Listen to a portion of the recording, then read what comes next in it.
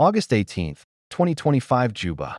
Israel is preparing the delivery of humanitarian supplies to vulnerable populations in South Sudan, the Israeli Foreign Ministry announced on Monday.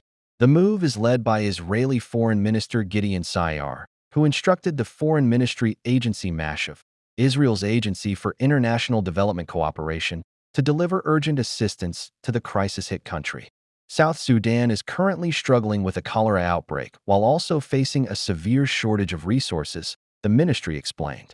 The aid will include essential medical supplies for treating patients, water purification equipment, gloves and face masks, food packages, as well as special hygiene kits to prevent cholera, the ministry continued. As part of the aid operation, Mashav will cooperate with IsraAid, an Israeli NGO active in the country. Israel stands by its friends in their time of need, the ministry said. In late July, Saar hosted his South Sudanese counterpart, Monday Samaya Kumba, in Jerusalem. The two diplomats discussed the humanitarian crisis unfolding in South Sudan, which has worsened due to the influx of refugees fleeing the ongoing war in Sudan. During their conversation, I highlighted the hypocrisy of the international community that ignores the long-standing humanitarian crisis and suffering in Sudan, which impacts South Sudan, that receives no aid or recognition despite its significant support for the Sudanese refugees, Saar tweeted following their meeting. The ministry's announcement comes on the backdrop of reports suggesting that South Sudan was among 5 countries negotiating with Israel about the resettling of the Gaza population. The government of South Sudan denied these reports last week, saying that its foreign ministry firmly refutes the news. These claims are baseless and do not reflect the official position or policy of the government of the Republic of South Sudan, the statement by its government said. Joe Slavic, the founder of a U.S. lobbying firm working with the South Sudanese government, told AP that officials had briefed him on the talks. He claimed an Israeli delegation was planning to visit the country to explore the possibility of setting up temporary housing for Palestinians there. Citing a senior Israeli official on the matter, CNN reported on August 14 that 4 additional countries, Somaliland, Ethiopia, Libya, and Indonesia, were included in negotiations to resettle Palestinians from Gaza. Police in Western Equatoria State said Sunday they have arrested 5 suspects in the killing of a senior education official who was shot dead at his home earlier this month. Peter Michael Mbia, the Director General in the state's Ministry of General Education and Instruction, was gunned down August 3 in the Napra residential area of Yambio. State Police Commissioner Philip Madut Tong told Radio Tamazuj that the suspects are in custody and under investigation. We have arrested some individuals concerning the killing of the Director General. The case is ready, and we will transfer them to court. They are 5 in number, Tong said. He added that security in Yambio and surrounding areas has remained calm in recent days despite broader challenges, including looting and high living costs. MBIA's killing came days after the state's education minister was removed by gubernatorial decree. The arrests made follow broader political changes in Western Equatoria, where President Salva Kiir recently appointed a new governor and deputy governor. Civil society groups have called for stability in the state. Edmund Yakani, executive director of the Community Empowerment for Progress organization, CEPO, urged the new leadership to prioritize peace and civilian protection. The leadership must take serious steps to prevent armed clashes and protect civilians, Yakani said, warning that ongoing human rights violations could warrant international criminal court scrutiny. Yakani said his group is willing to facilitate talks with the new governor to promote peaceful coexistence. The Beijing Hotel in Juba on Friday launched the Beijing Supermarket, a sister company, to spur economic growth in South Sudan, through partnerships with local producers and the employment of nationals. Speaking during the launch, Philip Deng Mabier, the manager of Beijing Supermarket, said the business 80% of the employees are South Sudanese, including cleaners, cashiers, security personnel, and customer service workers, thereby addressing the issue of unemployment in the country. If you look at South Sudan right now, most young people have the skills and are competent enough, but they have no place to work and no opportunity to exercise the gifts and talents they possess, he said. A supermarket like this gives them a platform. According to Deng, Beijing Supermarket, will partner with farmers and producers to encourage local production by providing a ready market for their goods. On the farmer's side, one thing I can emphasize is that we do not need to bring vegetables, eggs, and onions from neighboring countries. These are products local farmers can grow in South Sudan, and the company can partner with them to purchase their produce, he said. If you have a small farm, grow tomatoes, register it as a company, and bring the produce to us. We can buy from you and resell to South Sudanese consumers.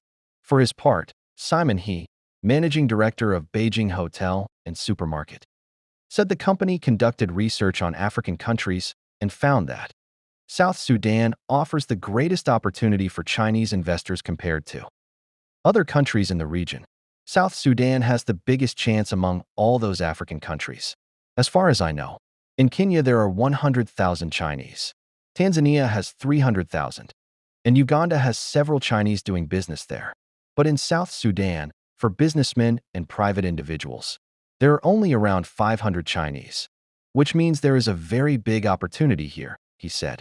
Whenever containers come from Uganda or Kenya to South Sudan, they are full, but they leave empty. What we want is not only to import goods from China, Uganda, or Kenya, but also to export products. Meanwhile, Adong Kwol Minyong, South Sudan's Minister of Trade and Industry, underscored the strong and growing ties between China and South Sudan. She said the new venture is expected to provide a significant boost to the local economy. She acknowledged China's long-standing support for South Sudan, which includes substantial investments in road infrastructure, the petroleum sector, healthcare, and educational scholarships. The Beijing supermarket, located in the heart of Juba City, offers a range of products, including groceries, cosmetics, textiles, beverages, and electronics, among others, sourced both locally and from abroad. Juba, prominent South Sudanese businessman and presidential advisor on special projects, Dr. Bolmel, has returned to Juba from the United Arab Emirates after a week-long official and business visit. According to sources close to his office, Dr. Mel's trip centered on finalizing discussions with UAE authorities and private partners on a number of economic cooperation initiatives, including the recent agreement to print South Sudan's new national currency in Abu Dhabi. Officials said the visit also involved talks on strengthening bilateral investment opportunities between South Sudan and the Gulf state, particularly in infrastructure, energy, and financial services. Upon arrival in Juba, Dr. Mel was received by senior government officials, members of the business community, and representatives of the ruling Sudan People's Liberation Movement, SPLM. His return is seen as a boost to ongoing economic reforms aimed at stabilizing South Sudan's fragile economy ahead of the planned 2026 elections. Analysts note that Dr. Mel's growing international role signals Juba's efforts to diversify its economic partnerships and reduce reliance on oil revenues by attracting foreign investment and technical expertise.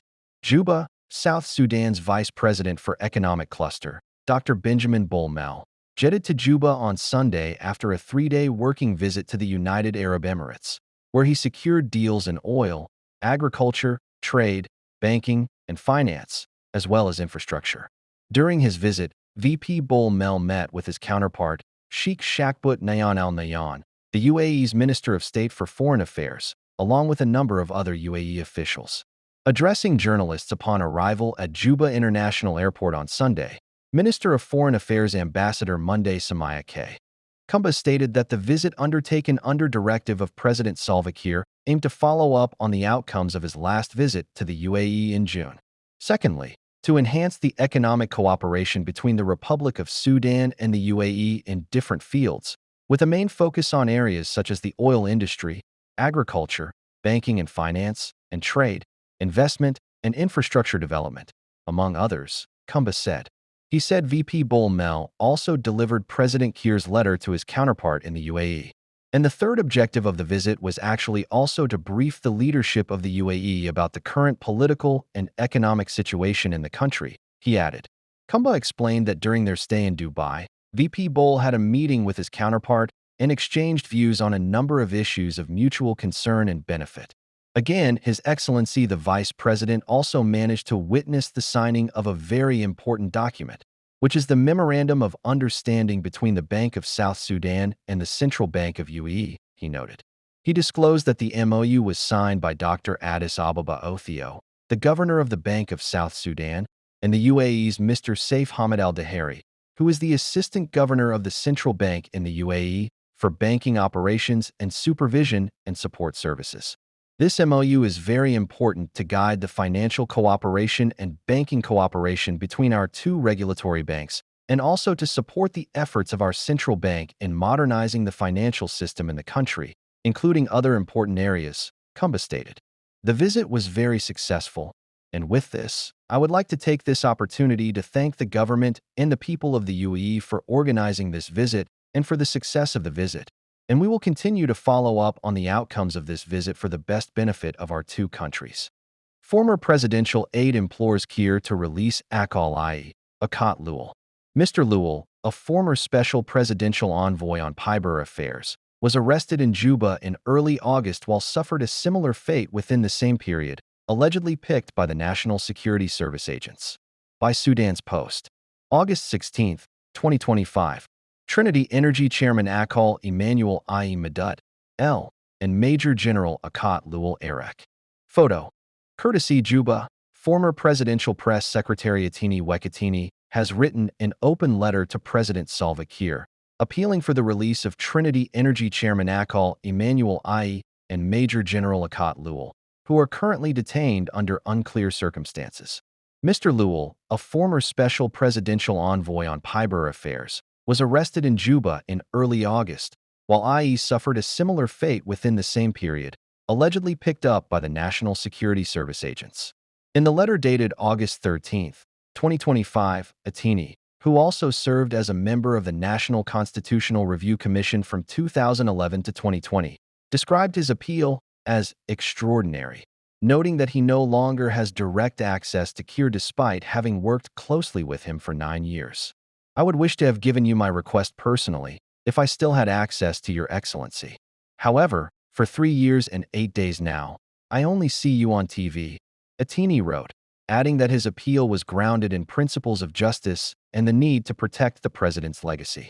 Atini urged Mr. Kiir to reconsider the detention of the two men, arguing that they had played significant roles in the liberation struggle and in the country's business sector.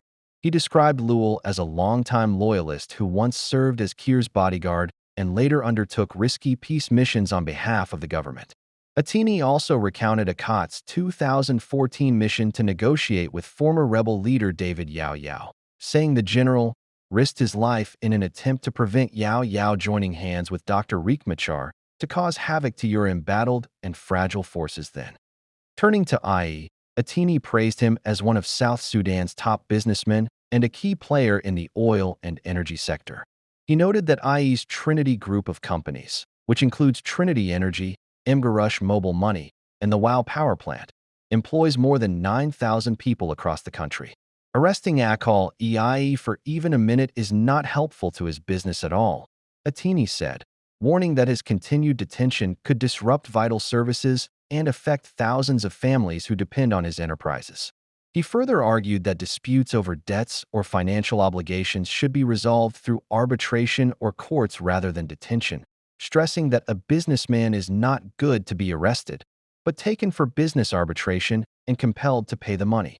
South Sudan's main armed opposition, Sudan People's Liberation Army in Opposition, SPLAO, said on Saturday it had captured 2 villages near the town of Ye, in the latest flare-up of violence following the detention of First Vice President Riek Machar. SPLAO spokesman Colonel Lam Paul Gabriel said in a statement that opposition fighters took control of Lesu and Labogo, about 25 kilometers southwest of Ye town, after clashes with the South Sudan People's Defense Forces, SSPDF. Lesu and Labogo in Ye County have both fallen from the hands of the SSPDF, Lam said. Details will follow shortly as the enemy forces are being pursued towards Ye town. There was no immediate comment from the SSPDF. Residents in Ye reported hearing gunfire, which caused panic among civilians. The fighting comes amid a worsening security crisis in South Sudan, which was exacerbated by the detention of Machar in March. His detention followed clashes between the SSPDF and a youth militia aligned with the SPLAO, deepening political uncertainty and raising fears of renewed conflict that would undermine a fragile 2018 peace deal. Yea, near the borders with Uganda and the Democratic Republic of Congo, has long been a flashpoint. The renewed clashes risk further displacement in a region already struggling with insecurity, economic hardship, and limited humanitarian access.